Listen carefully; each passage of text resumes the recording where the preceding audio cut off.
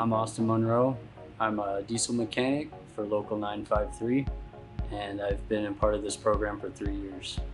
The program usually takes 3 years, or it would be 6,000 on-the-job training hours and 1,500 in classroom hours. Typical day-to-day, show up to the yard, kind of check equipment that's getting ready to roll out, make sure the fleet's running right. And then after that, it's kind of random. Everything's new every single day. So that's kind of what makes it exciting. Prior to this program, I was basically working at dealerships, still in the kind of mechanics, car maintenance field, gas engines, small cars, trucks, kind of your everyday vehicles that you drive. I never thought I would be operating cranes, picking up heavy stuff. The guys that I work with, when I started out, they were so willing to teach me. They just kind of let me jump into equipment right away. And it was a little intimidating. I wouldn't trade it for anything because it's fun operating this kind of stuff. When I started in this company, I kind of started out as just a parts runner, picking up supplies for mechanics and operators.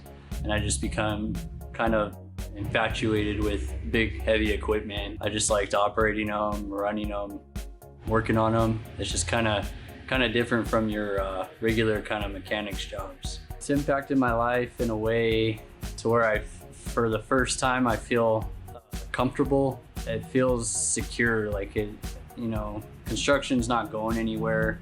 People need cranes, people need big equipment to build things and transport things. I feel comfortable here, and I see me staying here for the foreseeable future.